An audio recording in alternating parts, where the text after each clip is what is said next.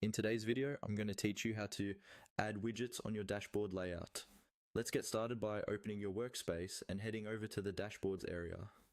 Once you're there, the first thing you want to do is choose which dashboard you want to work with. This might be a personal dashboard that you use to track your own tasks, or a team dashboard that everyone can see. Take a moment to think about what information you want to monitor, then select the dashboard where those widgets will make the most sense. Choosing the right dashboard up front keeps things organized and helps you avoid clutter later. After you've selected your dashboard, look for the option that says Add Widget.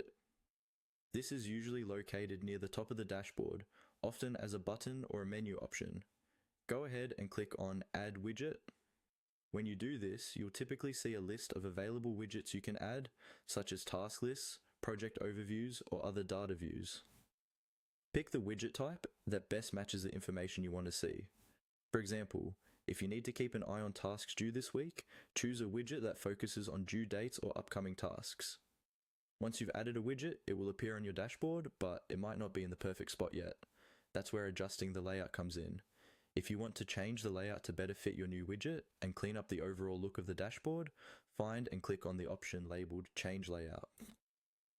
This option lets you modify how your widgets are arranged on the screen.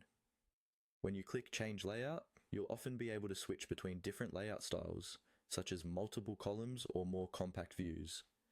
This is helpful if your dashboard is starting to feel crowded or if some widgets are getting pushed too far down the page.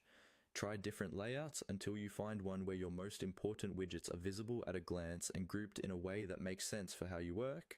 After adjusting the layout, double check that your new widget is in a logical place and clearly visible.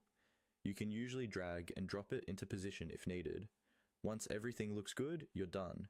You've successfully selected a dashboard, added a widget, and adjusted the layout to keep your dashboard clear and useful.